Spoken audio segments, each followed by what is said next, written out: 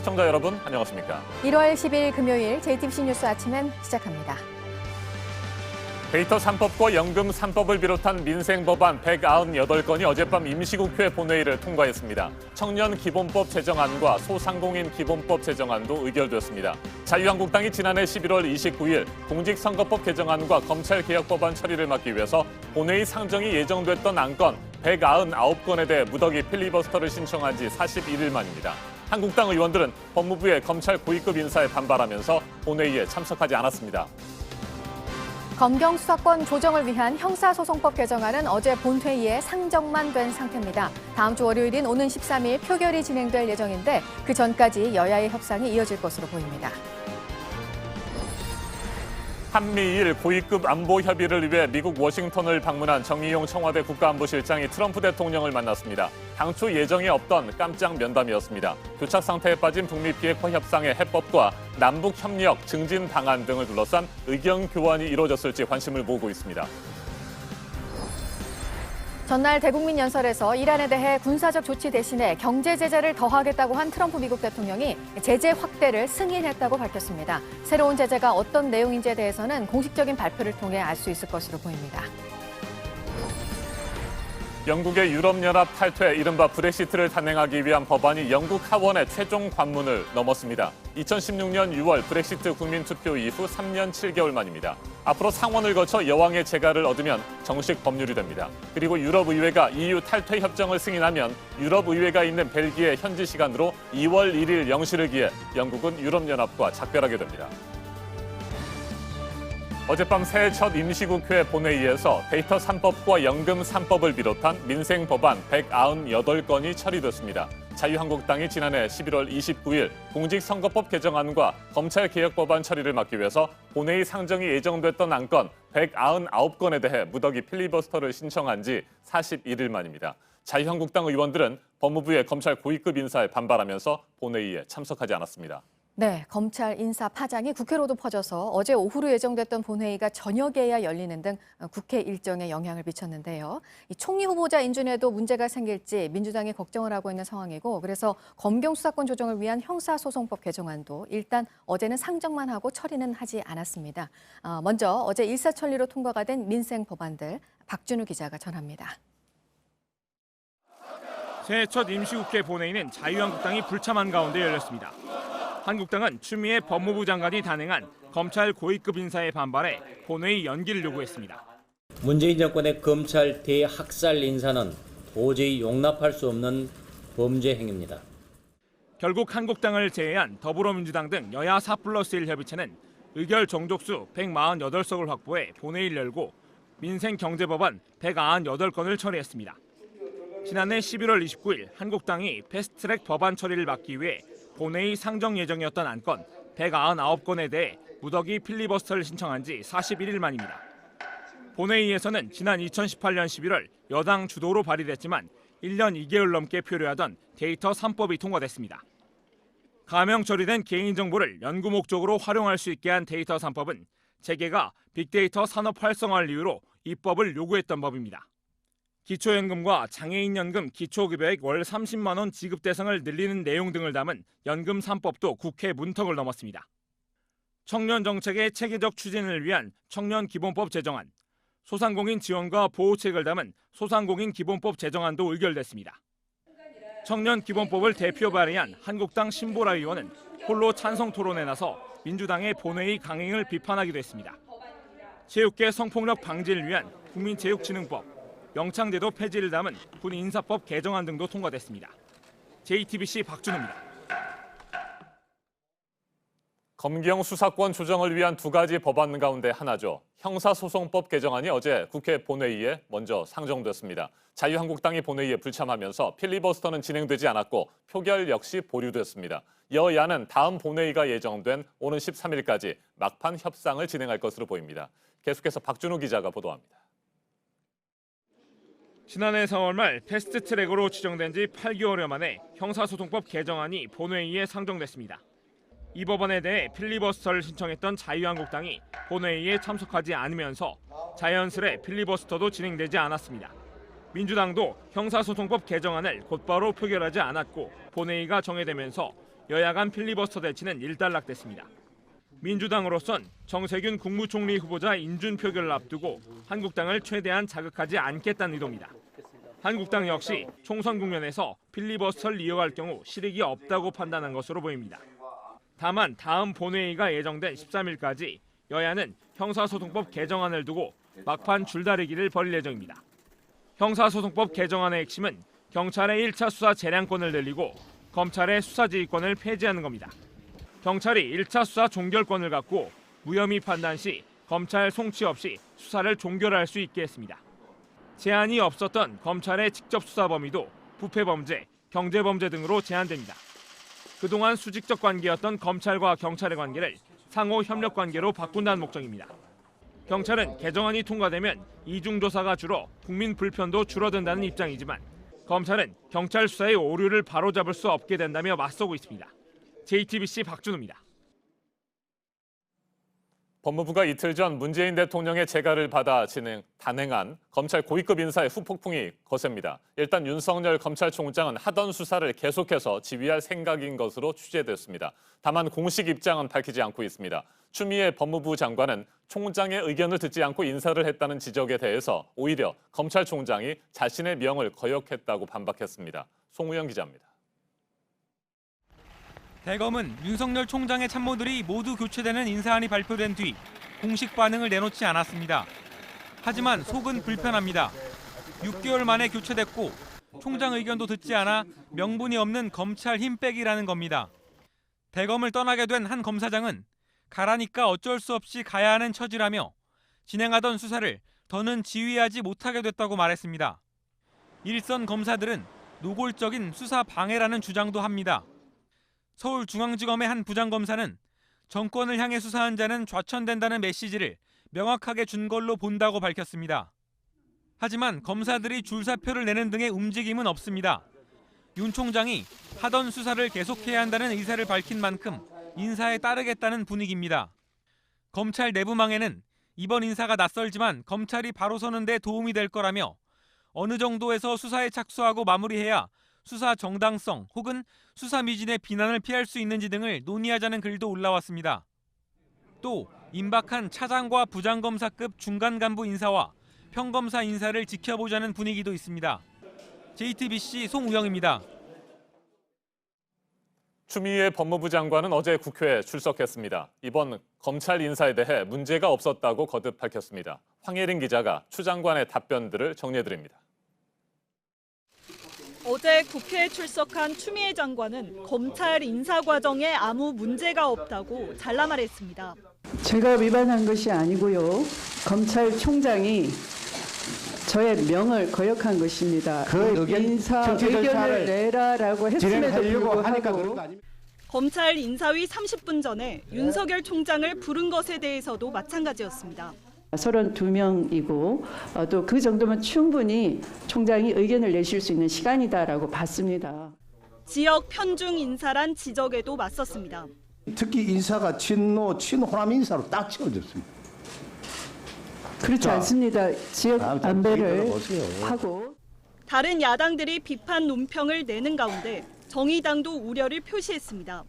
무리한 절차적인 문제로 검찰 장악 의도로 읽힐 수 있다는 점을 여당은 인사에 힘을 실었습니다. 사실상 의견을 제출하기 거부한 것으로 봐야 되는 것이죠.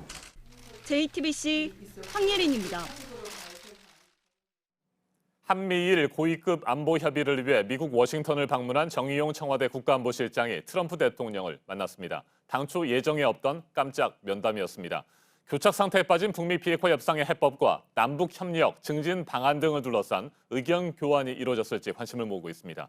워싱턴에서 임종주 특파원이 보도합니다. 한미일 고위급 안보 협의가 미 백악관 국가안보회의 NSC에서 진행됐습니다. 정의용 국가안보실장과 로버트 오브라이언 미 국가안보 보좌관, 기타무라 시게루 일본 국가안전보장국장이 함께했습니다. 이란과 북한 상황, 또 한미일 삼각 안보 협력의 중요성이 논의됐다고 백악관은 밝혔습니다. 중동 정세 안정 방안과 호르무즈 해협 파병 문제 등도 다뤄졌을 가능성이 있습니다.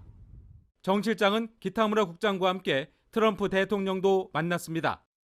한반도와 중동 정세가 엄중하게 돌아가는 상황에서 이뤄진 깜짝 면담이었습니다. 트럼프 대통령은 한국과 일본이 미국의 강력한 동맹이라고 말했습니다. 또 양국과 공유하고 있는 지지와 깊은 우정에 대해 감사의 뜻을 표했다고 백악관은 전했습니다. 이 자리에서 대북 문제와 관련해 한미 정상의 메시지가 서로 오갔을 가능성이 있습니다. 특히 우리 측의 남북협력 증진 방안을 둘러싼 의견 교환도 이뤄졌는지 관심입니다. 정 실장은 2박 3일간의 방미 일정을 마치고 취재진 접촉 없이 귀국길에 올랐습니다. 워싱턴에서 JTBC 임종주입니다. 도널드 트럼프 미국 대통령이 이란에 대한 경제 제재 확대를 승인했습니다. 이란이 이라크 미군 기지 2곳을 미사일로 보복 공격하자 군사적인 반격 대신에 살인적인 경제 제재를 공언한 지 하루 만입니다. 켈리 크래프트 유엔 주재 미국 대사는 미국의 이익을 위한 필요한 조치는 추가로 취할 것이라고 밝혔습니다. 그러면서도 전제 조건 없이 이란과 진지한 협상에 나설 준비가 돼 있다. 이렇게 밝혔습니다. 김세영 기자입니다. 트럼프 대통령은 워싱턴 현지 시각 8일 대국민 연설에서 이란의 미사일 보복에 대한 대응 방안을 밝혔습니다. The United States will immediately impose additional punishing economic sanctions on the Iranian regime.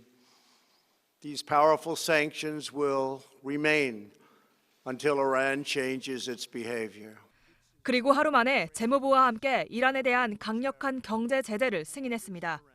구체적인 내용은 알려지지 않았습니다. 미국은 그동안 교역과 금융, 물자 유입을 막는 고강도 제재를 해왔습니다. 이와 관련해 전문가들은 제재가 더 강해지고 미국이 이란의 제재 회피를 돕는 업체와 은행, 개인도 블랙리스트에 올릴 수 있다고 분석했습니다. 외국 기업과 이란의 거래를 차단할 수 있다는 전망도 나옵니다. 한편 켈리 크래프트 유엔 주재 미국 대사는 유엔 안전보장 이사회에 보낸 서한에서 전제 조건 없이 이란과 진지한 협상에 나설 준비가 돼 있다면서도 미국인과 미국의 이익을 보호하기 위해 필요한 조치는 추가로 취할 것이라고 강조했습니다. JTBC 김세연입니다. 미국과 이란이 서로를 향해 전쟁으로 가는 것까지는 원하지 않는다는 메시지를 보내면서 일단 이 전면전 가능성은 크게 줄었는데 그래도 언제 또 무슨 문제로 두 나라가 충돌할지는 알 수 없습니다. 우리로서는 호르무즈 해협 파병 문제가 그래서 여전히 고민인데요. 강경화 장관의 어제 발언을 보면 긍정적으로 검토를 하던 것에서 돌아선 것인가라는 예측을 하게 만들기도 했는데 국회 통일위원장 얘기는 또 다릅니다. 최수연 기자입니다. 국회 외교통일위원회는 중동 관련 긴급회의를 열었습니다. 쟁점 중 하나는 미국이 원하는 대로 호르무즈 해협 파병을 할지였습니다. 강경화 외교부 장관은 원론적 입장만 밝혔습니다. 파병을 하기로 그 NSC에서 뜻을 모은 것은 맞죠? 예, 계속 검토 중이고 확정적으로 결론을 내린 것은 아니라고 말씀을 드리겠습니다. 그러면서 미국과 우리의 입장이 같을 수 없다고도 했습니다. 이 설명을 들으면 지난해 말 긍정적으로 검토하던 파병이 백지화한 걸로 보입니다. 하지만 국회 외교통일위원장인 윤상현 의원의 주장은 다릅니다. 기존 계획대로 다음 달에는 호르무즈에 연락장교를 보내는 걸로 결정된 걸로 안다며 파병도 다음 달 이후를 목표로 여전히 검토 중이라고 말한 겁니다. 현지 정보를 수집할 연락장교를 보내는 건 파병의 준비 작업으로 간주됩니다. 따라서 윤 위원장의 주장은 파병 준비가 계획대로 진행 중이란 뜻이어서 정부의 추가 설명이 필요한 대목입니다. 이에 대해 정부 관계자들은 결정이 안 돼 아직은 할 말이 없다라고만 밝혔습니다. 이런 가운데 청와대는 NSC를 열고 이란 사태 대응을 논의했습니다. JTBC 최수연입니다.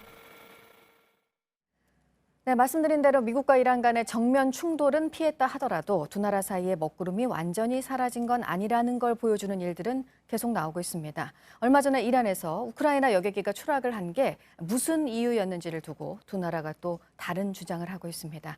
김세현 기자입니다. 이란 테헤란 부근에서 현지 시간 8일 오전 우크라이나 여객기가 추락해 탑승자 176명이 모두 숨졌습니다. 추락 사고가 이란의 이라크 미군 기지 미사일 공격과 비슷한 시각에 벌어져 격추 또는 오폭설이 제기됐습니다.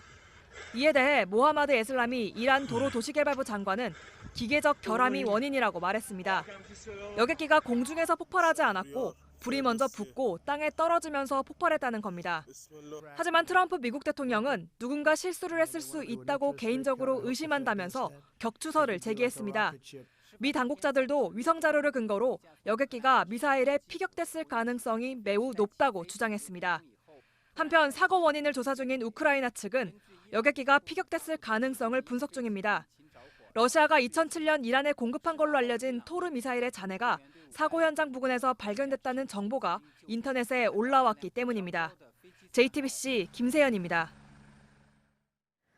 유럽연합을 떠나려는 영국에서 탈퇴 협정을 이행하기 위해 영국 내부적으로 필요한 각종 시행법들이 마침내 하원에서 최종 통과가 됐습니다.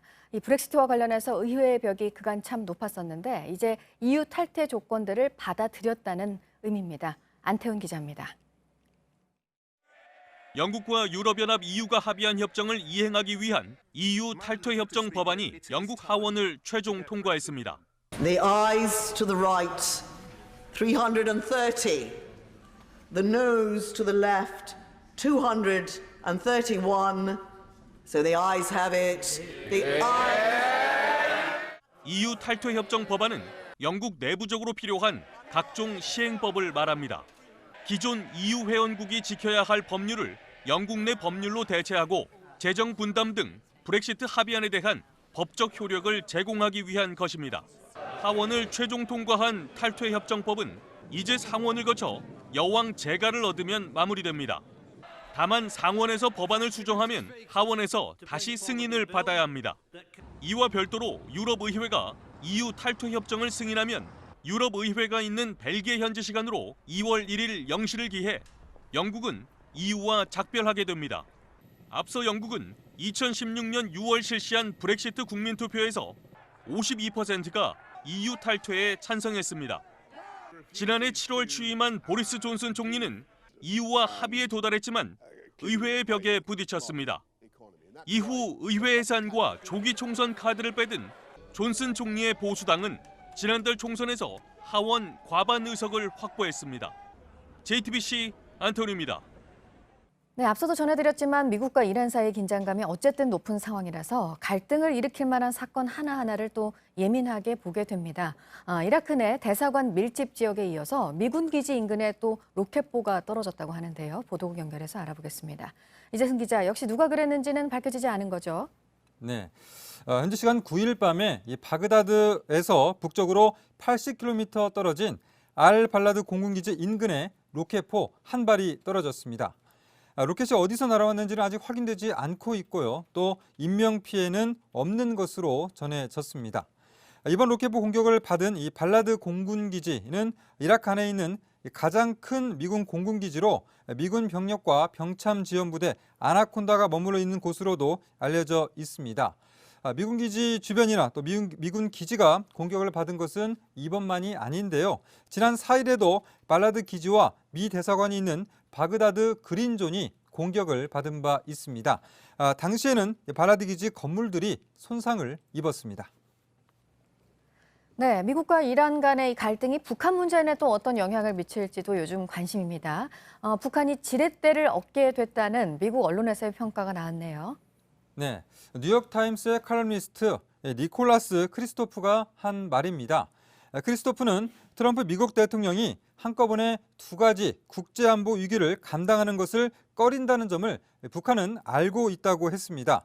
그러면서 김정은 북한 국무위원장 역시 결코 핵무기를 포기해서는 안 된다는 교훈을 확실하게 습득했을 것이라며 트럼프 대통령이 핵 보유국 지도자와는 환담을 하면서 핵무기가 없는 국가를 공격하기 때문이라고 평가했습니다. 크리스토프는 이번 이란 사태는 북한 이슈뿐만 아니라 중동 외교에서도 트럼프 행정부의 전략적 패배로 규정했는데요. 이란으로서는 핵 합의에서 벗어나서 핵 물질을 농축할 수 있게 됐고 경제난에 대한 대내적인 불만을 반미 감정으로 돌릴 수 있게 됐다는 것입니다. 반면에 미군으로서는 솔레이마니 제거 작전 탓에 이라크에서 쫓겨날지 모르는 상황에 처했다고 크리스토프는 지적했습니다. 이어서 북한이 지난 연말에 공개한 양덕 온천 문화 휴양지가 오늘부터 영업을 시작한다는 소식입니다. 여기에는 운동실과 당구, 탁구, 물놀이 등을 즐길 수 있고 스크린 골프장도 있는 것으로 이렇게 나타났습니다. 북한은 유엔의 대북 제재 예외 항목인 관광 분야에 힘을 모으고 있는데요. 김정은 북한 국무위원장은 양덕 관광지구에 대해서 금강산 관광지구와는 정말 대조적이라고 말했습니다. 지난해 10월에 금강산 관광 사업을 두고 보기만 해도 기분이 나빠지는 너절한 남측 시설이라고 표현하며 철거를 시사한 바도 있습니다. 이 밖의 새로운 소식은 정리해서 잠시 8시쯤에 다시 전해드리겠습니다. 지금까지 아침엔 지금 JTBC 이재승입니다. 이번에는 오늘 아침 체크해봐야 할 뉴스들을 분야별로 살펴보겠습니다. 먼저 정치 분야입니다. 정세균 국무총리 후보자에 대한 인사청문회가 끝났지만 청문 보고서 채택이 난항을 겪고 있습니다. 추가 검증을 위한 검증위원회 구성 문제를 놓고 여야가 대립하고 있습니다. 더불어민주당은 오는 13일 국회 본회의에서 정 후보자 임명 동의안 표결을 추진할 방침입니다. 자유한국당이 4.15 총선을 겨냥해 공약 개발단을 발족하고 1호 공약으로 공수처 폐지를 내걸었습니다. 문재인 정권이 헌법에 근거하지 않는 무소불위의 수사기구를 탄생시켰다며 국민을 위한 사법개혁을 추진해 공수처를 폐지하겠다고 밝혔습니다. 문재인 대통령이 오는 14일 신년 기자회견을 열고 새해 국정운영 방향을 설명합니다. 오전 10시부터 90분 동안 청와대를 출입하는 내외신 기자 200여 명과 자유롭게 일문일답을 주고받는 형식으로 진행합니다. 지난해 청약시장 과열 현상을 보여주는 게 서울 아파트의 청약 평균 경쟁률이 역대 가장 높았습니다. 아파트 청약 경쟁률이 처음 발표된 2009년부터 2014년까지는 한 자릿수였다가 2015년에 13.5대 1, 두 자릿수를 기록한 이후에 지난해 2019년에는 28대 1까지 올라갔습니다. 지난 1975년에 증시에 상장이 되고 45년 만에 어제 사상 최고가로 마감된 삼성전자입니다. 지난해 4분기 잠정 집계 실적에서 시장의 예상을 웃도는 수준이 나왔고요. 그동안 어려웠던 반도체 시장이 회복될 거라는 기대감이 커지고 있습니다. 이제 직장인들은 연말정산해야 하는 시기가 다가오고 있죠. 홈택스 웹사이트 등에서 연말정산 간소화 서비스를 다음 주 수요일인 15일부터 이용할 수 있습니다. 제공이 되는 공제 자료가 올해도 늘어서 산후조리원비, 제로페이 사용 금액 등도 확인할 수 있습니다. 계속해서 사회 분야 뉴스입니다. 청와대 울산시장 선거 개입 의혹을 수사하고 있는 검찰이 어제 대통령 직속 국가균형발전위원회 사무실을 압수수색했습니다. 송철호 울산시장이 시장 선거를 준비하던 지난 2017년 균형발전위원회 고문으로 위촉됐는데 검찰은 균형발전위가 송 시장의 공약 개발에 도움을 준 것으로 보고 수사 중입니다. 투자 관련 방송을 하는 유명 유튜버 A씨가 신원을 알 수 없는 남성들로부터 공격을 당했습니다. 어제 새벽 남성 2명이 A씨가 거주하는 서울의 한 아파트 엘리베이터 안에서 흉기를 휘두르고 달아났습니다. A씨는 다쳤지만 생명에는 지장이 없는 것으로 알려졌습니다. 경찰은 CCTV 등을 토대로 남성을 쫓고 있습니다.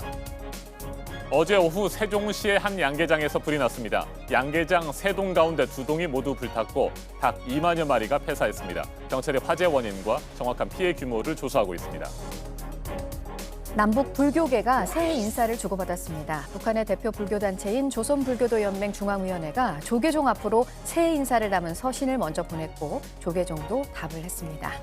이례적으로 내린 겨울비로 전국 곳곳의 겨울축제가 취소가 됐는데요. 다시 기온이 영하로 내려가면서 태백산 눈꽃축제는 예정대로 오늘부터 진행이 됩니다. 오는 19일까지 열립니다. 화가 이중섭의 마지막 작품 돌아오지 않는 강이 22일에 열리는 K옥션 1월 경매에 나옵니다. 이중섭이 세상을 떠난 해인 1956년 작품으로 추정가는 최대 3억 원입니다. 검찰 인사에 반발하고 있는 자유한국당은 추미애 법무장관을 직권남용 혐의로 검찰에 고발을 했고 탄핵소추안도 내겠다고 하고 있습니다. 오늘 청와대 앞에서 검찰 인사를 규탄하는 기자회견을 열 예정입니다. 조국 전 법무부 장관 동생의 웅동학원 채용 비리와 관련해 공범으로 지목이 된 돈 전달책 2명에 대해서 1심 선고가 오늘 내려질 예정입니다. 검찰이 앞서 징역형을 구형했습니다. 설 연휴 SRT 승차권 예매는 오늘은 호남선입니다. 어제 경부선은 예매율이 73%였습니다. 분야별 뉴스들 체크해드렸습니다. 이어서 날씨 정보입니다. 아침 기온 어제보다 더 떨어지면서 내륙 대부분 지역이 영하권입니다.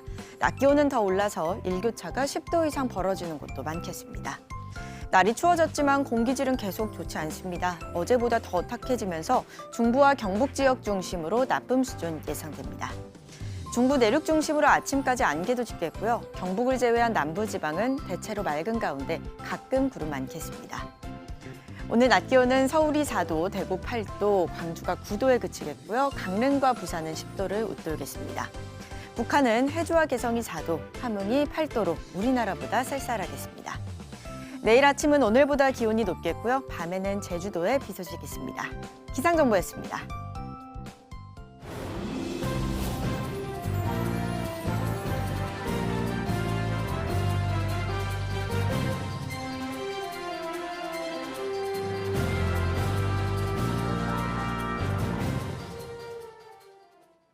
서지현 검사에게 인사 불이익을 준 혐의로 1심과 2심 재판에서 징역 2년을 선고받아 구속됐죠.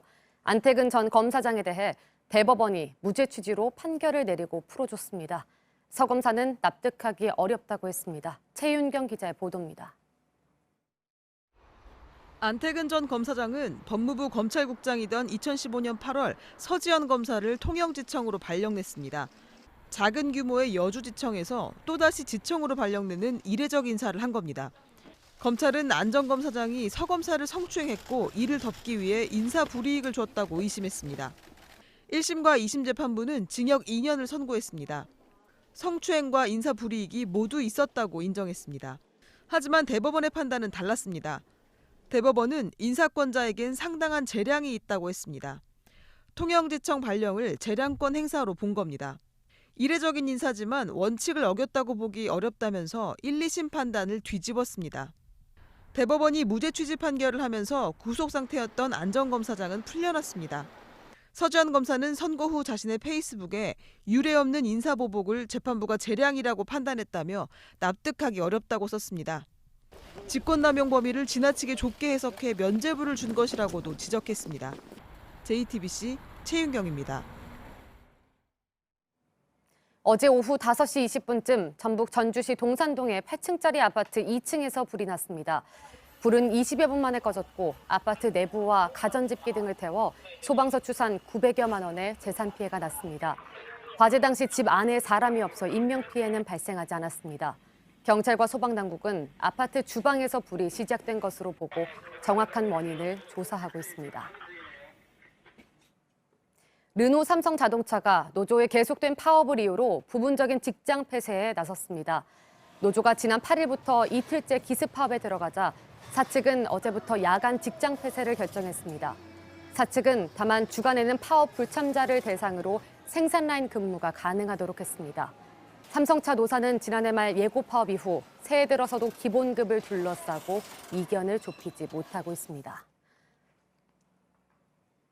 자폐 증세가 있는 아들을 필리핀 보호시설에 방치한 혐의로 기소된 한의사 부부에게 각각 징역 2년 6개월이 선고됐습니다.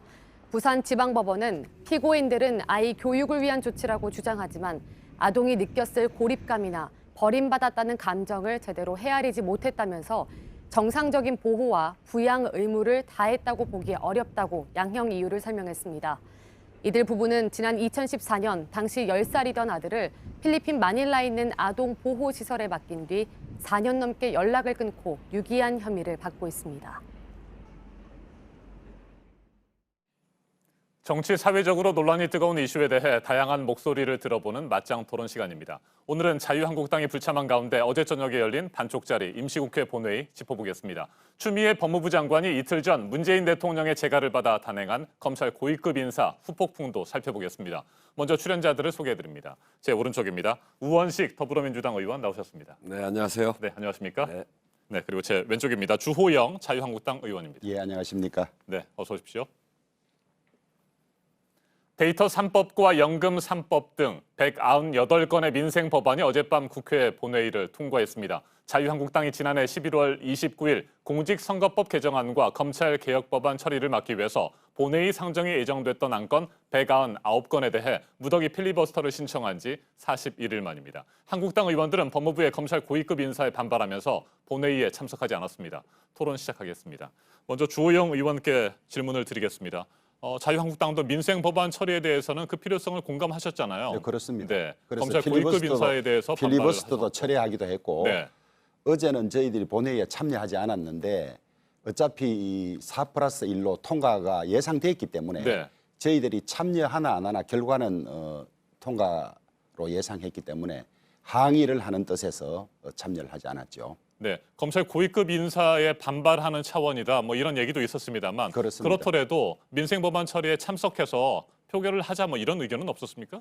그런 의견도 일부 있었죠. 네. 있었는데 전체적으로는 하루 전에 있었던 검찰의 인사 폭거에 대해서 본회의를 열어서 현안 질의를 먼저 하든지 아니면 법사위나 운영위를 열어서 따지자고 민주당에 요청을 했는데 그 협의가 원활치 않았고 그다음에 본회의에 상정된 법안들은 저희들도 통과를 다 동의한 것이기 때문에 네.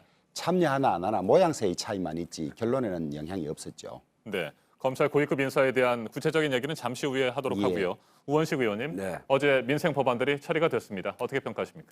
네, 이게 국회에서 쟁점이 될 그런 내용들이 전혀 없고 자유한국당도 그 의원들이 제출한 법안이기도 하고 또 상임위와 법사위를 거치면서 다 동의가 됐던 그런 법안들이거든요.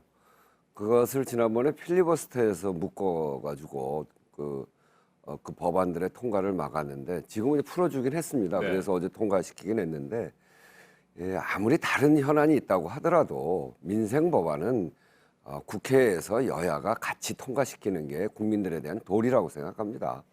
저는 이제 자유한국당 어제 안 들어오는 걸 보고 실은 이 검찰 검경 수사권 조정하는 법안들 그걸 필리버스터로 묶고 있기 때문에 그걸 조정하자고 그래서 저희가 3일 올해 들어 3일에서 6일로 6일에서 9일로 그렇게 협의하자고 해서 시간을 이렇게 미뤄온 겁니다. 네. 근데 어제 9일 되니까 다시 검찰 인사 문제와 관련해서 여러 가지 또 조건을 붙여서 민생 법안까지 처리를 하는데 그것도 안 들어오니까 참으로 안타깝더라고요.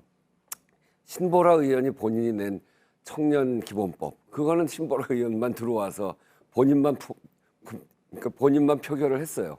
그거 보면서 자유한국당 의원들이 다 들어와서 같이 표결해야 국민들이 참 안심하고 국회를 볼 텐데 이게 20대 국회 끝까지 계속 이렇게 파행적인 상태를 국민들한테 보여드리는구나.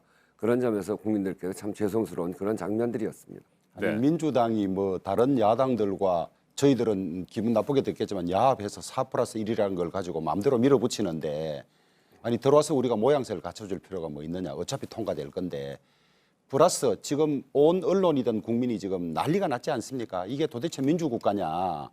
자기들을 향해서 수사한다고 이게 국민들 보는 앞에서 완전히 그냥 대검 부장들 7명을 전국으로 다 한직으로 다 쫓아버리고 보란 듯이 이러는데 이것만큼 중요한 것이 어디 있느냐. 여기에 대한 협의가 안 되니까 저희들은 그럴 수밖에 없었죠. 네.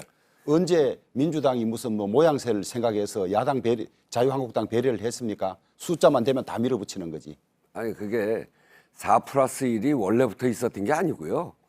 자유한국당이 아무것도 협조를 하지 않으니까 우리가 원내대표했던 그 첫 해 그때는 어렵게 그래도 합의를 하고 뭐 이렇게 해서 좀 진행이 됐는데 그 이후로 2년, 3년 가까이는 아무것도 되질 않았습니다. 국민들도 생각해 보시면 자유한국당이 국회에서 뭐 했나 그렇게 생각하면 장외투쟁, 단식, 삭발 그거 이외에 한 게 뭐가 있어요? 법안 통과시키는데 제대로 한번 한 적이 있습니까? 아니 중요한 법안들은 대법안을 해야 우리가 뭐 참석을 하지. 아니 뭐 잠깐 공수처법, 들어보세요. 선거법 뭐 안 되는 것만 다 밀어붙이니까. 아니 민생 법안까지 필리버스터 묶어가지고 아무것도 안 해주니까 자유한국당이 안 하니까 그 다음에 자유한국당을 제외한 나머지 정당들이 모여서 최소한 이런 건 하자. 그게 4+1이에요.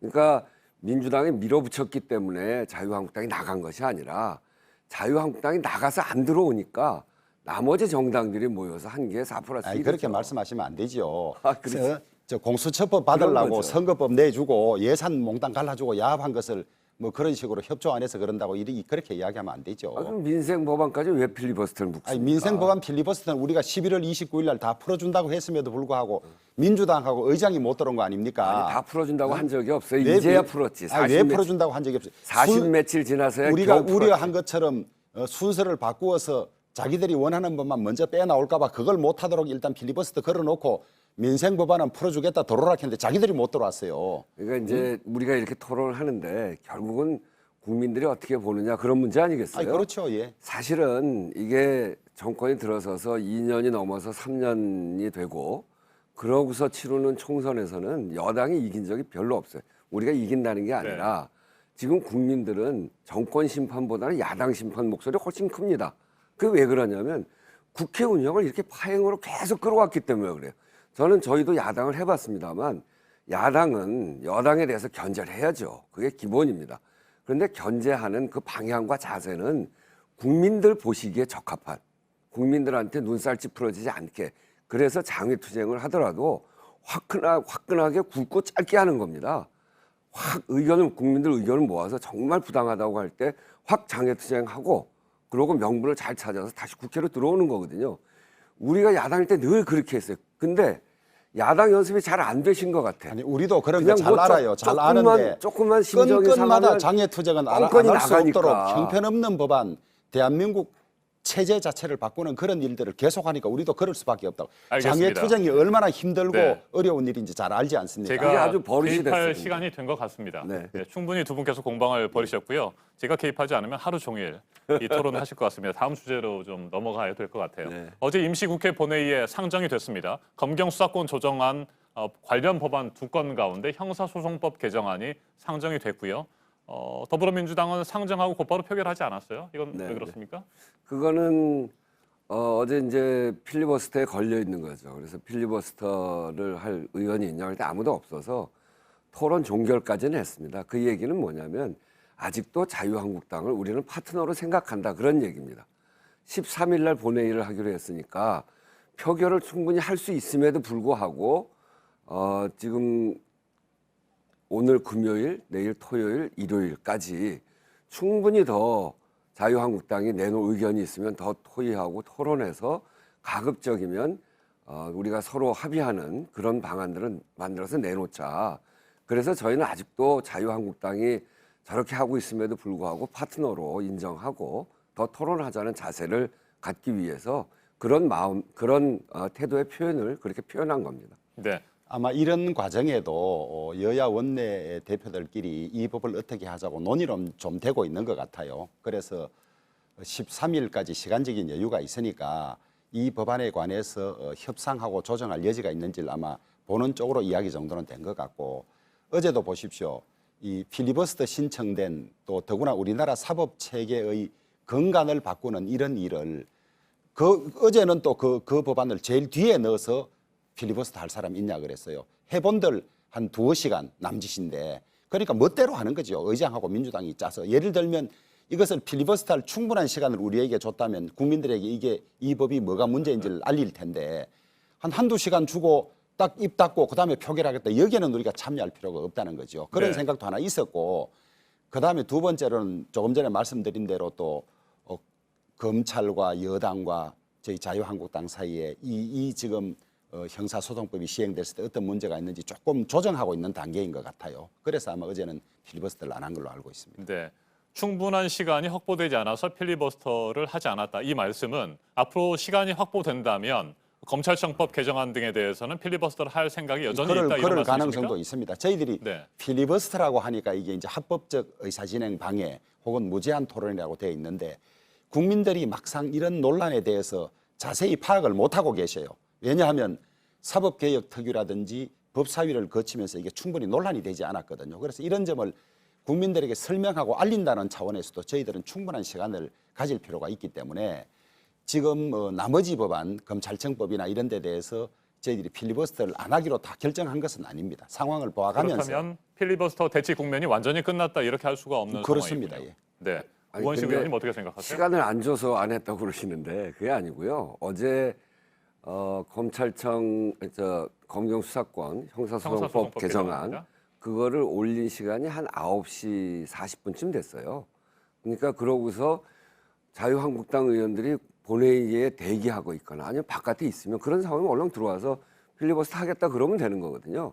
국회의장이 필리버스터 할 의원이 있습니까? 이렇게 물어보면 바깥에 있다가 우리 하겠습니다. 그러면 언제까지 하냐면 오늘 밤까지 하는 겁니다. 오늘 24시까지. 국회 회기를 12일까지 정했으니까 그럼 충분히 의사를 이야기할 수 있죠. 그런데 그 근처에 안 계신 거예요. 국회 본회의가 열리고 있는데 자유한국당 의원들은 그 근처에 안 계십니다. 그건 전혀 사실과 다릅니다. 저희들 다 의원 회관하고 다 대기하고 있었습니다. 그럼 얼른 들어오시지 아니, 그러셨어요. 그 지금 오늘로 치면 어제로 치면 2시간 남았는데 오늘까지 한다면 근데 5일 이상 남았잖아요. 심야해서 새벽까지 다 걸리는 그런 네. 상황인데 결국 생색만 내기로 시간을 그렇지 주겠다는데 않죠. 저희들이 할 수가 없는 거죠. 필리버스터는 필리버스터라는 지금까지 밤을 새워가면서 쭉 했어요. 그러니까 어제 9시 40분부터 하면 오늘 밤 12시까지 하는 겁니다. 아니 그러면 보세요. 충분히 전 세계 하죠. 어느 나라에서 필리버스터를 의장 마음대로 하루 주고 이틀 주고 하는 나라가 어디 있어요. 필리버스터는 회기 30일이면 30일 끝날 때까지 무제한이니까 수많은 사람들이 나와서 열 몇 시간씩 해서 쭉 하는 건데 이걸 겨우 생색 내듯이 당신들 필리버스터 했지 않나 하는 거 주기 위해 가지고 밤 10시 가까이 돼서 하고 심야 새벽 다 끼워서 그래 겨우 주는 걸 받아서 필리버스터 했다는 사람이 어디 있어요. 제가 똑같이 말씀드려 볼게요. 여보세요. 완전히 의회 체계를 잠깐만요. 완전히 다 깨고 네. 있는 아니, 거예요. 잠깐만요. 제가 또 개입을 해야 될 것 같아요. 한 말씀만 예. 더 드리면 동시에 말씀하지 마시고 그러게. 순서대로 말씀을 해주시기 바랍니다. 딱 한 말씀만 똑같이 드리면 여보세요. 전 세계 어느 나라에 198개 민생 법안에다가 필리버스터 거는 나라가 어디 있습니까? 아니 198개를 다 한다는 뜻이 아니에요. 똑같은 그거는 소리예요. 그러니까 의장과 민주당이 그렇게- 장난칠까 봐 장난 방지용으로 했던 것이고 필리버스터 한 날로부터 그 민생 법안은 거기 날짜가 정확히 11월 29일입니다. 들어오면 이건 풀겠다 했는데 들어오질 못한 거예요. 왜냐하면 자기들 무슨 어떻게 앞으로 할지 계획도 안 쓰고 하니까 의장도 안 들어오고 민주당도 안 들어와 놓고 그거는 주호영 지금 의원이 완전히 어거지예요. 무슨 조자룡 헝칼 휘두르듯이 190 몇 건 다 필리버스터 하지 않냐. 이것만 계속 녹음비 틀듯이 틀고 있는 거예요. 똑같은 소리 계속 하시네. 네, 자 이제 그만하시죠. 예. 이 부분에 대해서 그만하시고요. 다음 주제 넘어갈까요? 네. 주호영 의원께서 앞에서 언급을 하셨습니다. 검찰 고위급 인사에 대한 얘기들을 하셨는데 이 부분에 대해서 우원식 의원은 어떻게 평가하시는지 먼저 말씀을 좀 들어보죠. 검찰 인사에 대해서는 뭐 아시다시피 지난주에도 그 나와서 얘기했는데 공석 그리고 사임한 인사 그런 자리가 여러 개가 있어요. 고검장급에 5개가 있고 검사장급에 5개가 있고 그래서 10개가 있는 거죠. 이거를 비워놓고 검찰이 되질 않습니다. 그래서 그런 공석 사임한 자리를 채우고 또 그 후속 인사를 한 정기 인사다 이렇게 봐야 될 것 같고요. 또 하나는 그동안 이 중앙지검과 대검이 특수통 중심으로 그렇게 다 꾸려져 있습니다.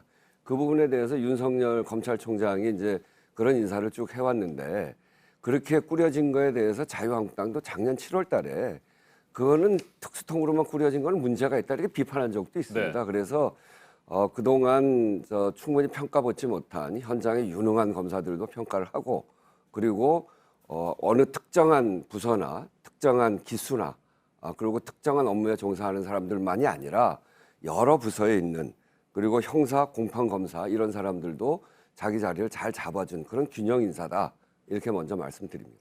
저는 여기서 이런 토론을 계속 해가야 할지 참 회의가 됩니다만은 양두구육이란 말이 있습니다. 겉으로는 지나가는 사람에게 이건 양고기 머리입니다 하고 실제로 주는 고기는 개고기예요. 무슨 뭐 인사 공백이 있어서 그렇다, 뭐 특수통이 너무 많아서 그렇다고 겉으로는 내세우는데 실질적으로는 유재수 사건이나 울산시장 선거 개입 사건이나 지금 청와대 민정실 그다음에 대통령 주변까지 와 있으니까 이게 더 두면 수사가 어디까지 번질지 모르니까 화급하게 지금 다 내친 거 아닙니까? 수사하던 사람들을.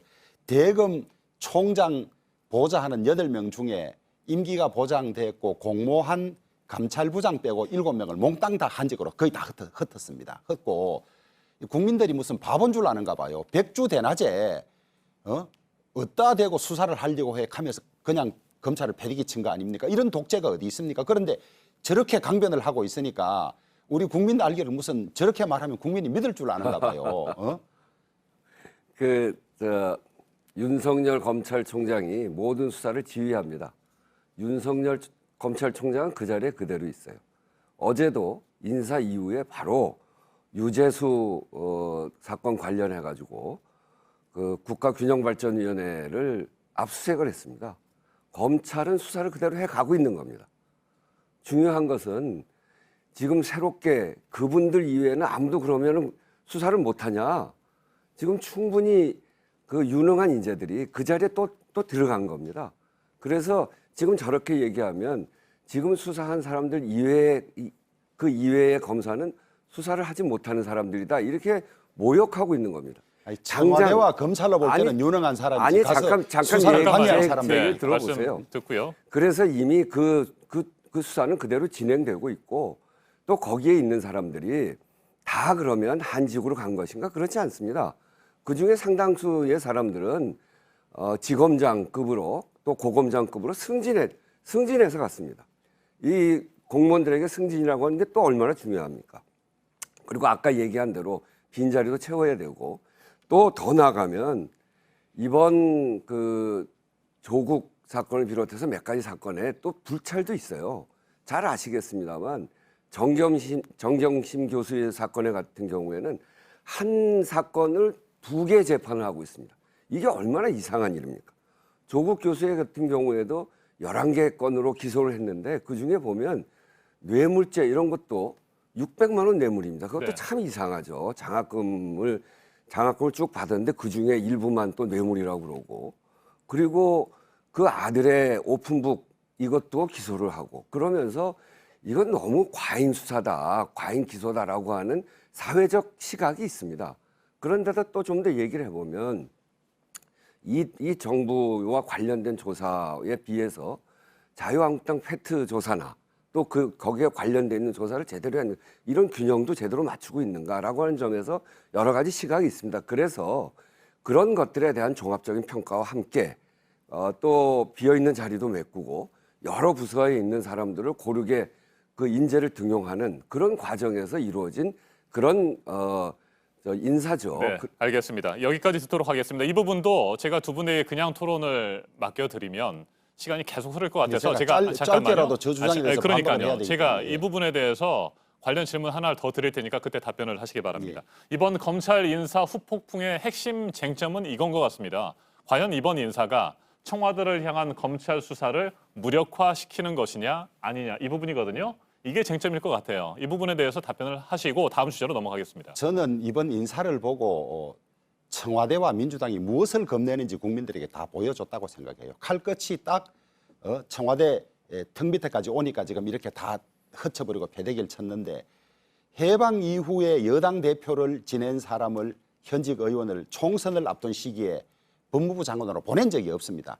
아예 추미애 법무부 장관 임명해서 이런 임무를 맡겨서 아마 보냈던 것 같아요. 그러니까 인사청문 보고서 요청도 하루 뒤에 바로 보내라 그리고 신새벽에 임명을 해서 지금 수사가 하루 이틀 사이에 뭐 청와대 핵심부를 향해서 들어가고 있으니까 이래 놓았거든요. 저는 이 사건은 지금 한 30년 훨씬 지났지만은 예전에 부실연탄 사건 수사하고 나서 대통령이 화를 내서 쫓았던 일이 지금도 기록에 남아 있는데 두고두고 검찰사나 우리 사법사에 이 권력을 남용해서 자기 수사를 피하기 위해서 이 내친 케이스가 남아 있을 것이라고 보고 미국 대통령들 탄핵이나 탄핵 위기에까지 갔던 사람들이 전부 이런 사법방해 자기를 향해서 수사하는 것을 어떻게 막아보려고 꼼수를 쓰다가 다 탄핵 위기에 몰렸거든요. 저는 이 국민들이 이 경우를 보고 이 검찰 제도를 완전히 파괴하고 네. 자기들을 향해서 힘으로 누르는 이걸 묵과하지 않을 거라고 저는 확신하고 있습니다. 알겠습니다. 청와대를 향한 검찰 수사를 무력화시키는 인사였다. 이런 말씀이신 그렇습니다. 거고요. 그리고 이에 대해서 공정한 인사라고 하는데 그 중요한 요직에는 또 문재인 대통령이 민정수석할 때나 비서실장 할 때 같이 근무하던 자기 편 사람들만 중앙지검장이다, 검찰국장이다 다 넣어서 검찰을 완전히 무력하고 장악하는 거예요. 무슨 윤석열 총장을 그대로 뒀다 그러는데 팔다리를 다 잘라놓고는 문 그대로 뒀다는 겁니다. 네, 시간이 많지 않습니다. 거기까지 듣고요. 반론 듣겠습니다. 그러니까 그렇게 되면 수사가 중단돼야 되잖아요. 전혀 중단되고 있지 않아요. 아까도 얘기했지만 압수수색도 그대로 진행되고 있고 이 수사의 총지휘자인 윤석열 검찰총장은 그 자리에서 각자 일을 다 그대로 하자 이렇게 이야기를 하고 있어요. 오히려 검찰에서는 큰 반발이 있지 않은데 자유한국당이 저렇게 침소봉대를 하는 겁니다. 오히려 이 인사권 과정에 법무장관과 검찰총장 간에 약간의 그 마찰이 있었는데 그거는 마치 검찰개혁 중에 굉장히 중요한 부분입니다. 검찰이 마치 독립된 권력의 그런 실체처럼 운영이 됐거든요. 인사권은 대통령의 고유 권한이고 또 법무부 장관이 고유 권한을 갖고 추천을 하는 겁니다.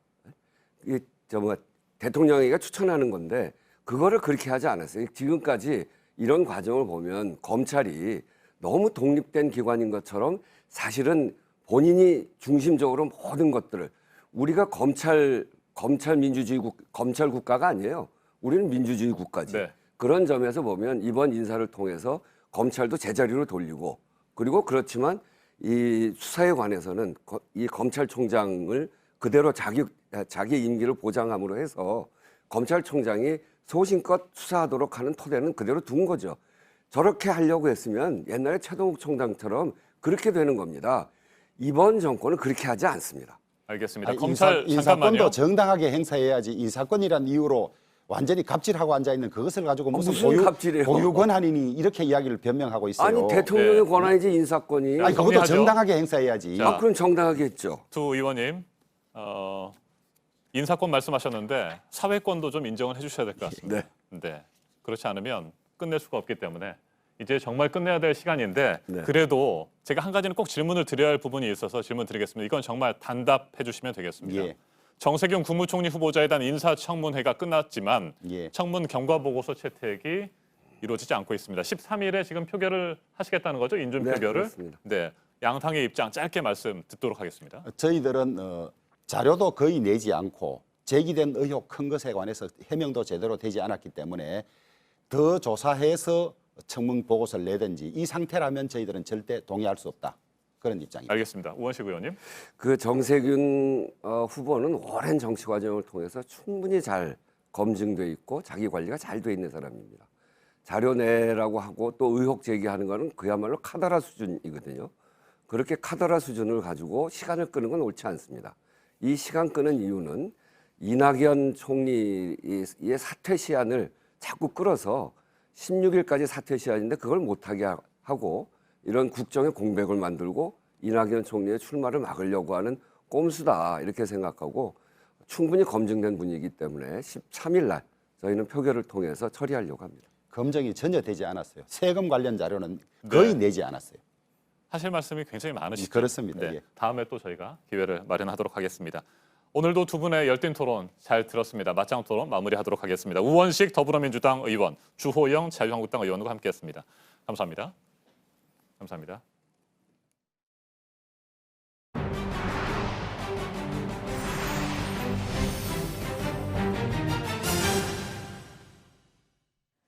유례 없이 강력하다는 부동산 대책이 지난달 중순에 나오고 이제 한 달 가량이 지났습니다. 타겟이 된 강남권을 살펴보면 상승세가 빠른 속도로 꺾이고는 있는데 거래는 거의 없는 상황입니다. 문재인 대통령이 신년사에서 부동산 시장에 대한 의지를 다시 한번 드러냈었고 정부의 압박은 계속될 것으로 보입니다. 먼저 백민경 기자입니다. 서울 강남구의 한 아파트입니다. 전용 면적 84제곱미터가 22억 원에 나왔습니다. 이 아파트는 한 달 새 호가가 2억 원이 떨어졌습니다. 2주가 지났지만 사겠다는 사람은 아직 없습니다. 22억 호가 한 20억씩 지금 나와 있어요. 어차피 사야 되니까 더 떨어질 때 기다리고. 서울에선 15억 원 넘는 비싼 아파트를 중심으로 급매가 속속 나오고 있습니다. 대출이 안 되는 데다 세금 부담까지 커지자 아파트를 여러 채 가진 집주인들이 처분에 나선 겁니다. 서울 아파트값 상승폭은 12.16 부동산 대책 이후 확 줄었습니다. 특히 집값이 많이 오른 강남 4구의 경우에는 그 상승세가 더 빨리 꺾이고 있습니다. 하지만 매매 거래는 사실상 멈췄습니다. 12.16 부동산 대책 이전 3주와 이후 3주를 비교했을 때 강남 4구의 아파트 거래 건수는 808건에서 135건으로 줄었습니다. 대책 이후 거래량이 80% 넘게 쪼그라든 겁니다. 전문가들은 집값이 이대로 꺾일지는 다주택자들이 더 싼 가격에 집을 내놓느냐에 달렸다고 보고 있습니다. 정부도 공시가격 인상 등 추가 대책을 통해 압박 강도를 높여갈 걸로 보입니다. JTBC 백민경입니다. 이렇게 강력한 부동산 대책이 나오고 더 크게 오르고 있는 전셋값에 대해서는 그 상승세가 지금도 여전합니다. 전세금에 월세를 붙이는 반전세 물량도 많아졌습니다. 이어서 송승환 기자입니다. 서울 마포구의 한 대단지 아파트입니다. 전용 면적 84제곱미터 아파트의 전셋값은 지난해까지 8억 원을 넘지 않았습니다. 하지만 새해부터는 5천만 원 정도 오른 가격에 거래되고 있습니다.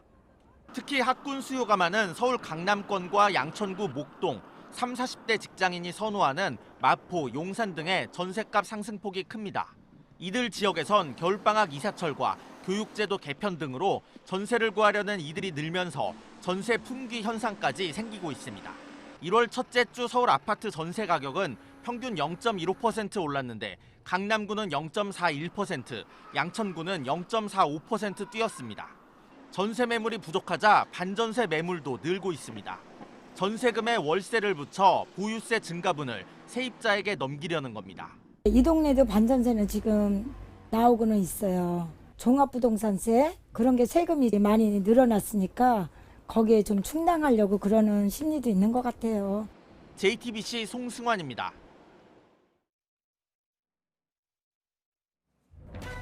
오늘의 핵심 뉴스들을 정리해드리는 아침엔 주요 뉴스입니다.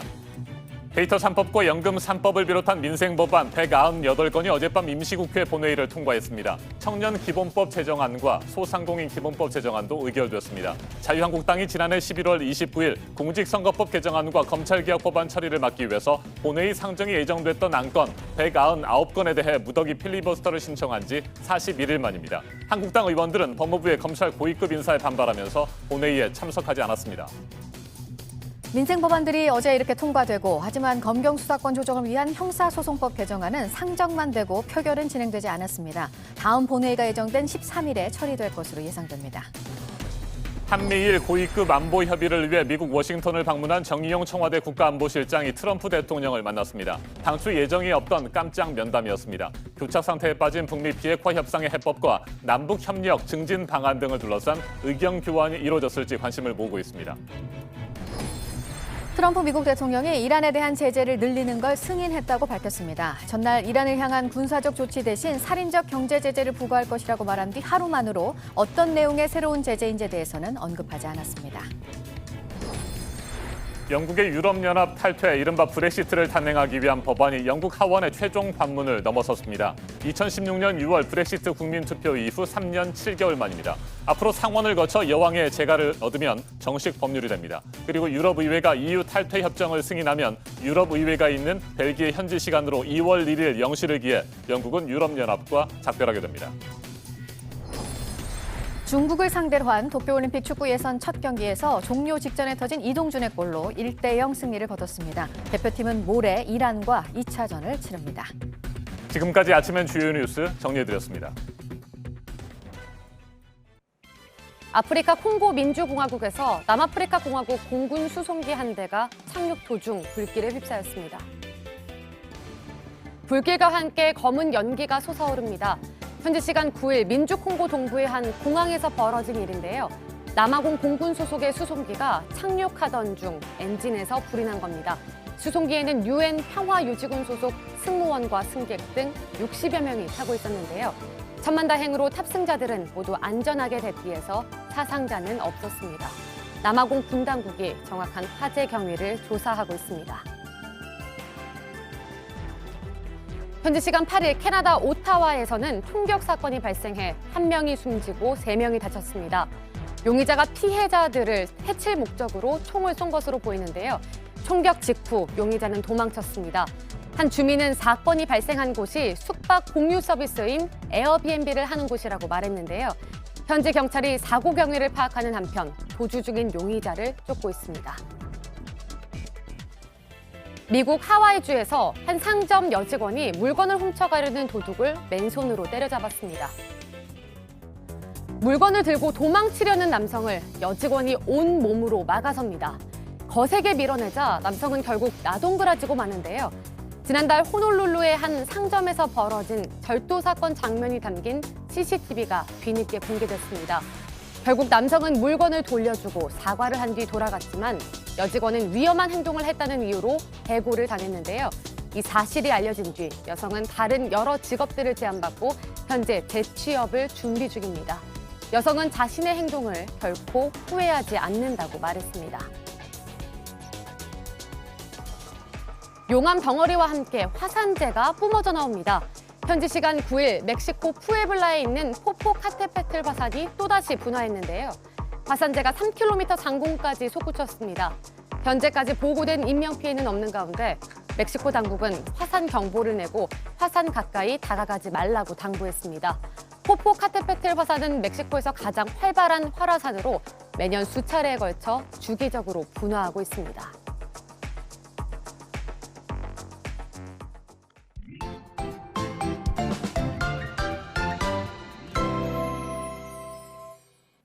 오늘 아침 기온이 많이 떨어졌습니다. 공기의 질은 여전히 좋지 않습니다. 자세한 기상 정보 살펴보겠습니다. 김연아 캐스터, 오늘이 어제보다 더 추운 거죠? 네, 그렇습니다. 어제 같은 시각보다 2, 3도 더 떨어지면서 현재 내륙 곳곳 영하권으로 떨어져 있습니다. 아침 추위가 강해졌는데요. 바람 때문에 체감 온도가 더 낮은 곳도 많습니다. 한편 낮 기온은 어제보다 오르면서 일교차도 더 크겠는데요. 10도 이상 벌어지는 곳도 있겠습니다. 오늘 옷차림 따뜻하게 하셔야겠고요. 현재 출근길 기온은 서울이 영하 4도, 춘천이 영하 5도, 청주와 대구가 영하 3도, 광주는 영하 1도까지 떨어져 있습니다. 네, 이처럼 추워지면 공기의 질은 좋아져야 된다고 제가 여러 차례 말씀을 드렸었는데 여전히 공기는 탁하고요. 네, 그렇습니다. 어제 쌓였던 미세먼지가 아직도 쌓여 있습니다. 바람이 많이 불지 않아서 현재 대기 정체로 인해서 공기가 계속 탁한 상황인데요. 오늘 중부와 경북 지역에서 나쁨 수준 이어지겠습니다. 특히 초미세먼지 농도가 높겠습니다. 네, 어제는 특히 수도권 지역의 공기가 안 좋았잖아요. 오늘은 어떻습니까? 네, 오늘은 공기가 더 탁해져 있습니다. 수도권 지역은 물론이고요. 현재 강원 남부와 충북, 경북 지역에서 나쁨 수치인 35 마이크로그램을 훌쩍 웃돌고 있습니다. 거기에 내일 오전부터 중국발 스모그가 또다시 유입되면서 미세먼지 농도는 더 오르겠습니다. 내일은 제주를 제외한 전 권역에서 나쁨 수준 이어지겠습니다. 알겠습니다. 기상 정보 잘 들었습니다. 김연아 캐스터 수고했습니다.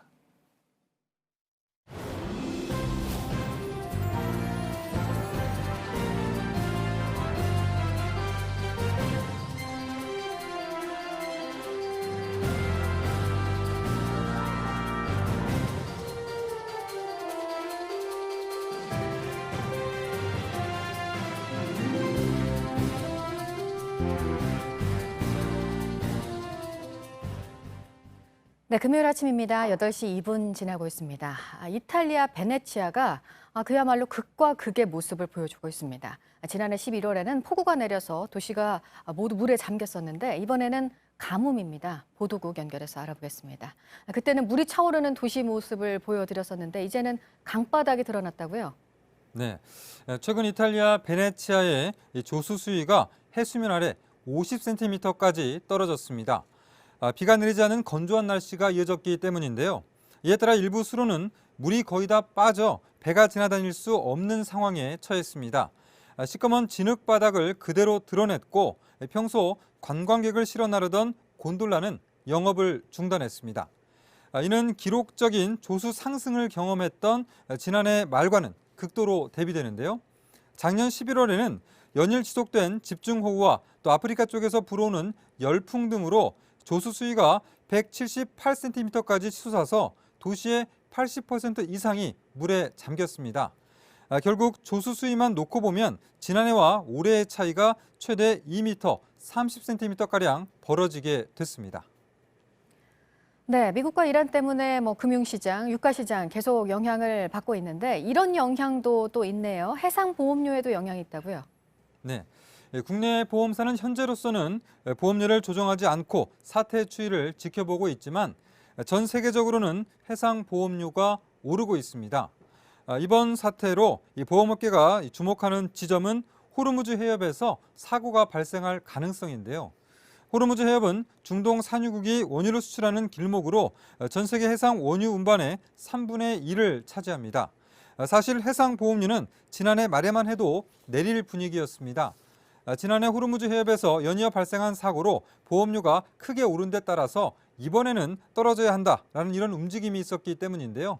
그러나 이번 사태로 분위기는 달라졌습니다. 일부 런던 보험사는 기존 보험료에서 1.5에서 2배를 올린 것으로 전해졌습니다. 이어서 이집트 국영항공사인 이집트항공이 이라크 수도 바그다드를 오가는 비행기 운항을 11일부터 재개한다는 소식입니다. 이집트항공은 운항 재개가 이 바그다드의 보안 상황을 평가한 결정이라고 설명했습니다. 이집트항공은 이란과 미국의 충돌 이후에 지난 8일부터 사흘간 이 바그다드행 비행기 운항을 중단한 바 있습니다. 지금까지 아침 엔 지금 JTBC 이재승입니다. 서지현 검사를 성추행하고 이를 덮기 위해서 좌천성 인사를 했다는 혐의로 1심과 2심에서 징역 2년의 실형을 선고받았죠. 안태근 전 검사장에 대한 대법원의 최종 판단이 어제 나왔습니다. 대법원은 안 전 검사장이 직권을 남용했다고 보기 어렵다며 무죄 취지로 사건을 파기환송했습니다. 김광산 변호사 자리에 함께했습니다. 어서 오십시오. 네, 안녕하세요. 네, 안태근 전 검사장의 혐의 크게 두 가지잖아요. 성추행 그리고 직권 남용 혐의 이 두 가지죠. 근데 2018년 1월 이제 서지현 검사가 안태근 전 검사장 시절에 장례식장에서 이제 성추행을 당했다 그걸 폭로를 했죠. 그래서 이게 상당히 그 미투와 관련해서 네. 영향이 많이 있었습니다. 그래서 검찰에서 이제 수사를 했었는데 성추행죄에 대해서는 뭐 너무 오랫동안 기간이 지나서 공소시효가 완성이 돼서 이제 처벌할 수 없었는데 서지현 검사에 대해서 여주지청에 있다가 통영지청으로 발령을 했거든요. 그래서 일반적으로 경력 검사가 우리가 이제 부치지청이라고 합니다. 네. 그러니까 지청장이 있고 차장 검사가 없고 그냥 부장만 있는 소규모 청을 부치지청이라고 하는데 경력 검사를 부치지청에서 다시 부치지청으로 발령내는 경우가 그 사례가 거의 없고 원칙에 위배되는 거거든요. 그래서 이거에 대해서는 안태근 전 검사장이 그 당시에 검찰국장이죠. 인사에 대해서 자기의 직권을 남용해서 결과적으로 인사 담당자로 하여금 네. 이런 어떤 뭐 한직으로 보내는 그런 인사를 했다고 해서 이제 직권남용죄로 기소가 됐고요. 1심에서 이제 재판을 하다가 법정 구속됐습니다. 그리고 징역 2년이 선고됐고 이제 항소심도 똑같은 그러한 법적 논리로 징역 2년을 선고를 해서 결과적으로 이제 대법원까지 선고가 된 건데 대법원에서 무죄를 선고한 거죠. 네. 그런데 대법원이 직권 남용으로 볼 수 없다 이렇게 결론을 내린 거잖아요. 그 구체적인 이유를 좀 들어보죠. 일단 직권 남용이라는 것은요, 어떤 직권을 가진 사람이 법령의 어떤 기준이나 절차를 위배해서 네. 이제 하급자에게 의무 없는 일을 시키는 거예요. 이제 약간 어렵긴 한데 그런데 사실 지금 대법원서 이번 판결을 보면 그 이제 하급자가 바로 인사를 담당하는 신모 검사거든요. 근데 인사 담당하는 검사 자체가 인사 관련해서 어떤 권한이나 의무가 없다는 거예요. 네. 그 의무가 없으면 직권남용죄는 의무 없는 일을 시켜야 하는데 의무가 없기 때문에 이거 자체가 이제 직권남용죄가 되지 않는다. 이제 그런 결론을 냈는데 사실 뭐 일반 우리 시청자 여러분이랄지 이제 국민의 입장에서 보면 이게 법이 너무 좀 어렵긴 해요. 그래서 계속 직권 이 정도 되면 직권남용이 된 거 아니냐.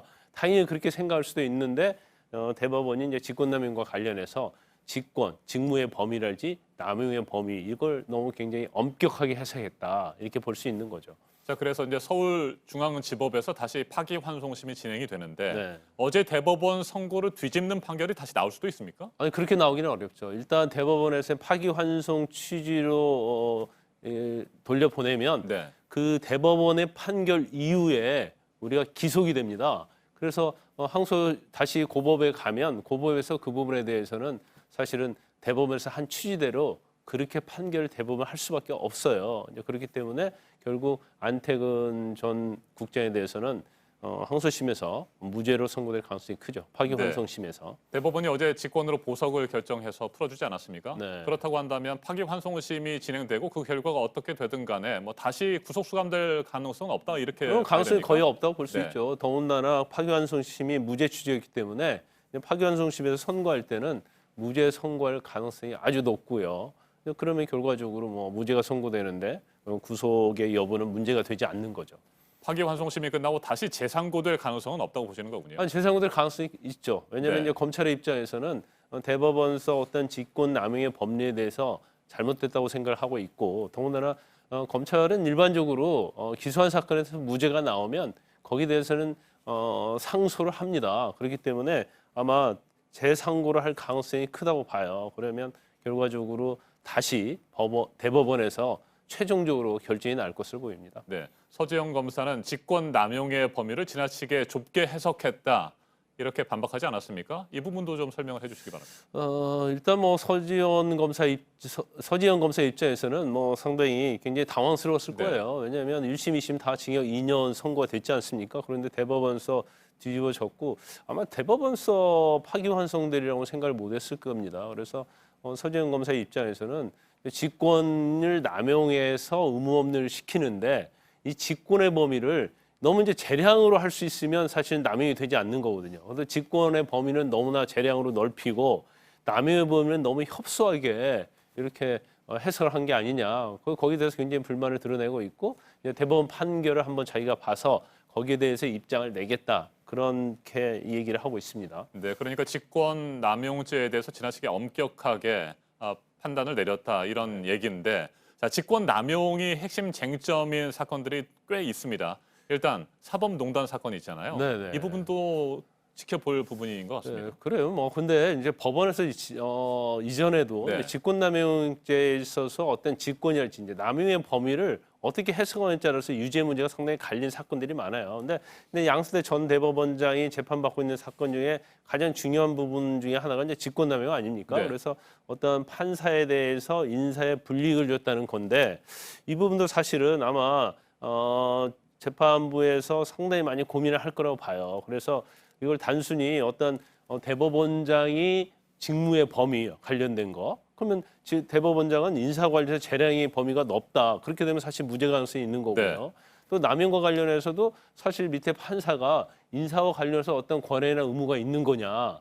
만약 없다고 하면 또 직권남용죄 되지 않거든요. 그래서 물론 이번 대법원 판결을 여기에다 그대로 적용할 수는 없어요. 왜냐하면 일반인 판사 인사라는 특성이 있는 것이고 그다음에 대법원장이라는 직위가 있기 때문에 네. 그렇지만 아마 양승태 전 대법원장의 변호인 측에서는 이와 같은 논리를 계속 주장할 겁니다. 네, 직권 남용 혐의와 관련된 사건 하나만 좀 더 짚어보고 마무리하도록 하겠습니다. 조국 전 법무부 장관, 유재수 전 부산시 경제부시장에 대한 청와대 감찰 무마 의혹과 관련해서 이 직권 남용 혐의가 거론이 되고 있잖아요. 이 부분은 어떻게 보십니까? 그렇죠. 이 직권남용과 관련해서 만약 이번 대법원 판결을 그대로 적용한다고 하면 네. 조 전 장관도 과연 직권남용죄가 되느냐 이 부분은 좀 논란이 있을 수가 있어요.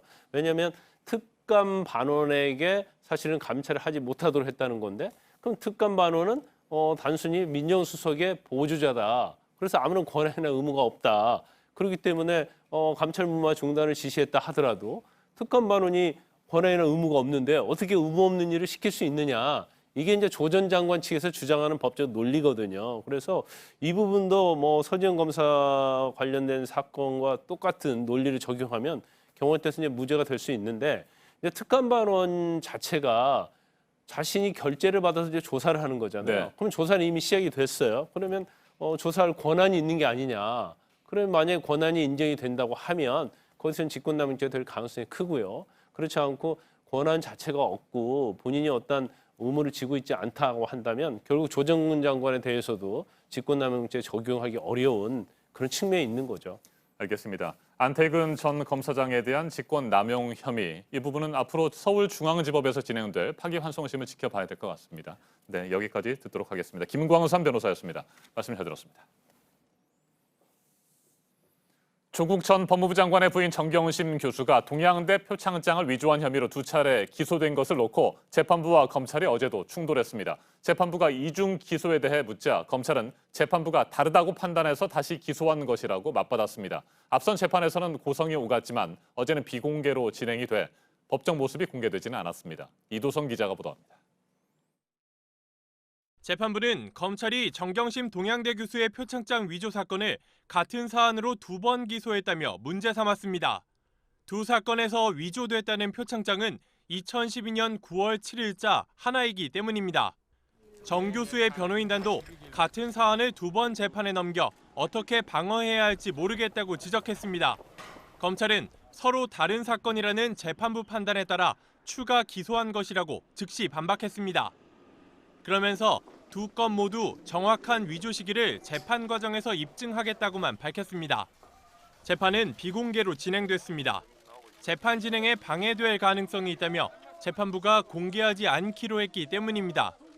앞선 재판에서 재판장과 검사들 사이에 고성이 오가며 충돌했던 모습이 언론에 그대로 보도되자 비공개 결정을 내린 걸로 보입니다. 한편 정 교수 측은 지난 8일 재판부에 보석을 청구했습니다. JTBC 이도성입니다.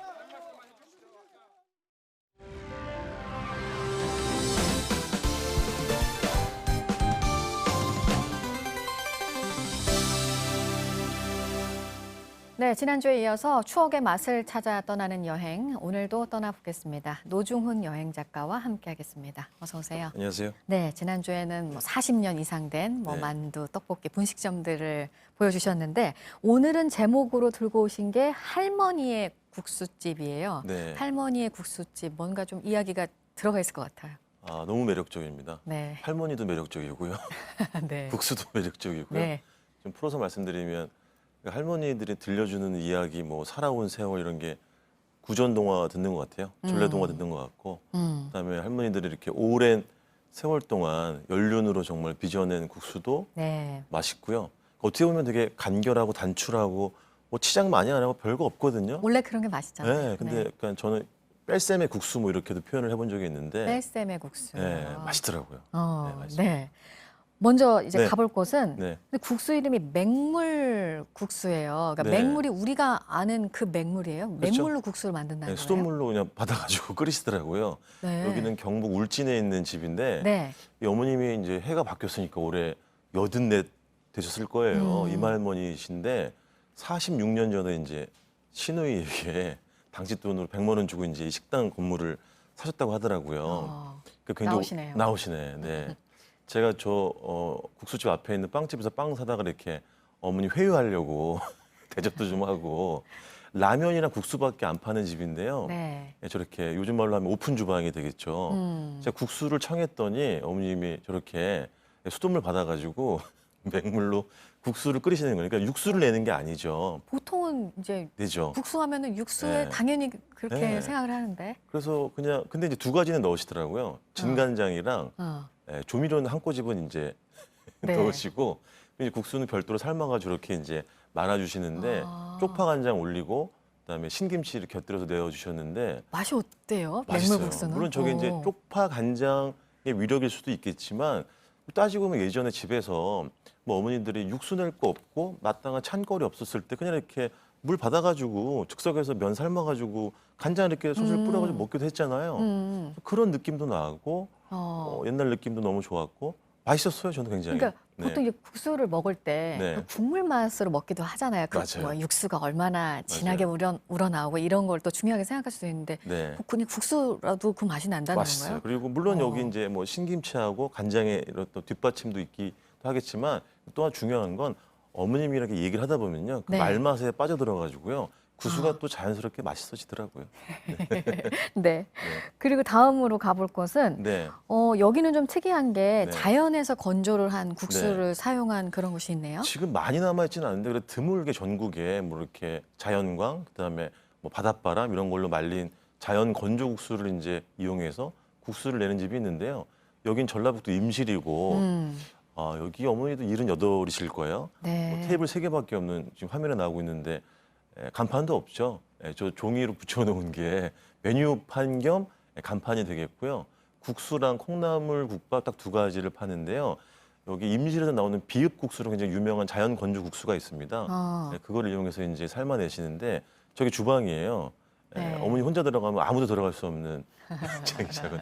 어머니 또 옷 화려하시죠? 이렇게 꽃 문양을 아마 좋아하시나 봐요. 근데 저건 이제 국수 먹고 나면 어머니 커피도 타주신 건데 근데 보통 중면이에요. 그래서 약간 국수의 면발이 좀 보동보동하고 조금 소면보다는 씹는 느낌이 좀 각별하고 저렇게 채소 이렇게 길게 채쳐가지고 어머니 특제 양념 간장 얹어가지고 내어주시는데 맛있습니다.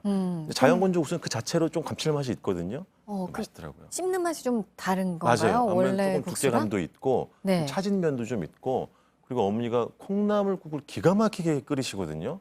또 여기 메뉴가 하나 더 있어요? 더 있어요. 콩나물국밥이 저건데요. 네. 그래서 저 콩나물국을 기본으로 해서 내는 국밥도 너무 맛있고요. 반찬 김치 직접 담그시고 뭐 반찬이라고 해봤자 저 그림은 제가 콩나물국을 너무 빨리 마셔가지고요.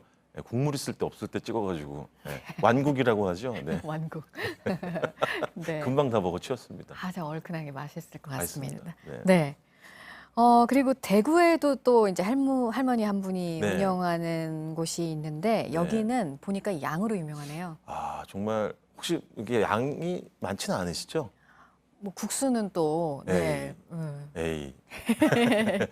여기 대구 대명동에 있는 집인데 78, 79인가 됐을 거예요. 네. 어머니가요 대학교 후문에 위치해 있는데 그러니까 여기 금기 사항이 하나 있어요. 배고파요? 많이 주세요. 그러면 그 말을 하면 안 되는 돼요. 거예요? 국수의 무게에 아마 눌러져가지고요 감당을 못하실 겁니다. 국수가 3,000원이거든요. 근데 네. 칼국수를 주문하면 비빔국수를 그냥 주시고요.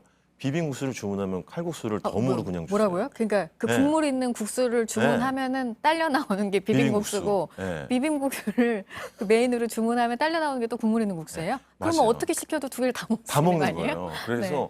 저 국수의 늪에서 헤어나올 수가 없고요. 저 어머니가 제일 많이 듣는 게 그런 거예요. 제발 양 좀 줄이시라고. 근데 그게 안 되는 거예요. 왜냐하면 어머니는 오랜 세월 이렇게 어린 아이들, 학생들 배불리 먹이는 거 보면서 이렇게 미소 짓는 게 가장 행복하시기 때문에 이 식당이 대학 네, 예, 네, 예, 바로 있는 후문에 보니까. 있어요. 그래서 네, 대학 사정에 대해서도 되게 정통하시고요. 어. 양이 그냥 하나만 먹어도 양이 엄청나게 많거든요. 저같이 백골애가 큰 사람도 저 2명이서 먹었는데 남길 뻔했어요. 제 인생 최초로 남길 뻔하셨어요. 네, 5점을 남길 뻔했는데 다행히 전 다 먹어치우긴 했지만 네. 그 정도로 뭐 인심이 엄청 그리고 국수집인데요. 워낙 네. 예전에 식당 하시던 경험이 있어가지고 반찬도 3가지, 4가지를 그러니까요. 내어주세요. 보통 저렇게 네. 국수집에 네. 저렇게 양도 많은데 맞아요. 그 국수에는 딸려 나오는 게 단무지 김치 정도인데 그렇죠. 보니까 네. 반찬이 여러 가지네요. 부추 저렇게요? 무침도 있고 고추 주실 때도 있고 네. 그때그때 다르긴 한데요.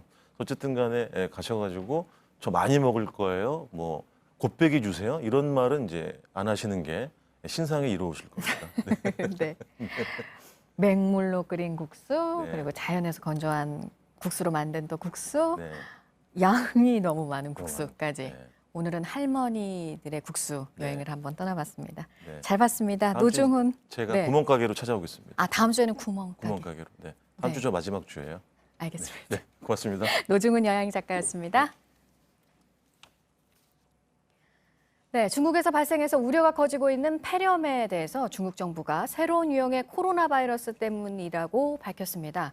같은 증상을 보이는 환자가 우리나라에서도 나오면서 우리 당국도 원인에 대한 조사를 계속하고 있습니다. 이상화 기자입니다. 지금까지 발견되지 않았던 새로운 바이러스 유형이다. 후베이성 우한의 원인불명 폐렴 병원체에 대해 중국 정부가 신종 코로나 바이러스로 잠정 결론을 내렸습니다. 코로나 바이러스는 호흡기와 장애 질환, 심하게는 폐렴을 일으키는 원인 병원체로 모두 6종류입니다. 박쥐와 사양 고양이에서 시작했던 사스와 낙타가 걸리던 메르스도 코로나 바이러스의 한 갈래입니다. 그런데 이번에 새로운 7번째 유형이 또 발견된 겁니다. 새로운 병원체인 만큼 알려진 게 없고 백신도 없습니다. 어떤 경로로 발병하는지, 전파가 확산될 가능성이 있는지에 대해선 연구가 더 필요합니다. 질병관리본부는 전파 가능성을 예의주시하고 있습니다. 중국 우한에서 입국한 폐렴 증상 여성은 진단 결과 병원체가 사스나 메르스는 아닌 걸로 파악됐습니다. 중국에서 밝힌 신종 코로나 바이러스에 노출됐을 가능성이 큰데 정확한 원인이 나오기까지 일주일 넘게 걸릴 예정입니다. 이 여성은 국내에 들어온 뒤 가족과 의료진을 포함해 29명과 접촉했습니다. 증상이 있는 사람은 없는 상황입니다. JTBC 이상화입니다. 우리나라 배드민턴 여자 단식의 기대주죠. 무서운 10대 안세영 선수가 2020년 처음 출격한 국제대회에서 16강을 통과하지 못했습니다. 어제 말레이시아 쿠알라룸푸르에서는 세계 배드민턴 연맹 월드투어 말레이시아 마스터스 16강전이 열렸는데요. 여자 단식 세계 랭킹 9위 안세영은 세계 랭킹 11위 인도의 사이나 네활에게 세트 스코어 0대2로 패했습니다. 안세영은 1세트에서는 듀스까지 가는 접전을 벌였지만 2세트는 12대 21로 점수차가 크게 벌어지며 8강 진출에 실패했습니다.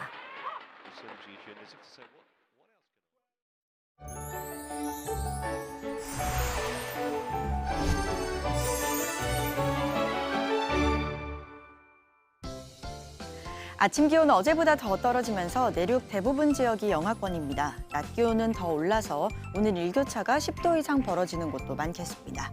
날이 추워졌지만 공기질은 계속 좋지 않죠. 어제보다 더 탁해지면서 중부와 경북 지역 중심으로 일평균 나쁨 수준 예상됩니다. 중부 내륙 중심으로 아침까지 안개도 짙겠고요. 경북을 제외한 남부지방은 대체로 맑은 가운데 가끔 구름 많이 지나겠습니다. 오늘 낮 기온은 서울이 4도, 춘천도 4도, 대구 8도, 광주는 9도가 되겠고요. 강릉과 부산은 10도를 웃돌겠습니다. 북한은 해주와 개성이 4도, 한문이 8도로 우리나라보다 쌀쌀하겠습니다. 내일 아침은 오늘보다 기온이 높겠고요. 밤에는 제주에 비 소식이 있습니다. 기상정보였습니다. 아침엔 뉴스워치. 오늘 하루 관심을 가지고 지켜봐야 할, 기억해야 할 뉴스 끝으로 정리해드립니다. 데이터 3법과 연금 3법을 비롯한 민생 법안 198건이 어젯밤 임시국회 본회의를 통과했습니다. 청년 기본법 제정안과 소상공인 기본법 제정안도 의결되었습니다. 자유한국당이 지난해 11월 29일 공직선거법 개정안과 검찰개혁법안 처리를 막기 위해서 본회의 상정이 예정됐던 안건 199건에 대해 무더기 필리버스터를 신청한 지 41일 만입니다. 한국당 의원들은 법무부의 검찰 고위급 인사에 반발하면서 본회의에 참석하지 않았습니다. 검경 수사권 조정을 위한 형사소송법 개정안은 어제 본회의에 상정만 됐습니다. 여야가 협상을 더 진행한 뒤 다음 본회의가 예정된 13일에 표결이 진행될 것으로 보입니다. 한미일 고위급 안보 협의를 위해 미국 워싱턴을 방문한 정의용 청와대 국가안보실장이 트럼프 대통령을 만났습니다. 당초 예정이 없던 깜짝 면담이었습니다. 교착 상태에 빠진 북미 비핵화 협상의 해법과 남북 협력 증진 방안 등을 둘러싼 의견 교환이 이루어졌을지 관심을 모으고 있습니다. 트럼프 미국 대통령이 이란을 향해 군사적 보복 대신 경제 제재를 추가하겠다고 한 지 하루 만에 제재 확대에 승인했다고 밝혔습니다. 새로운 제재가 어떤 내용인지에 대해서는 공식적인 발표가 조만간 나올 것으로 보입니다. 오늘 전해드릴 소식은 여기까지입니다. 이상으로 JTBC 뉴스 아침엔 금요일 순서 모두 마치겠습니다. 건강한 주말 보내시기 바랍니다. 고맙습니다.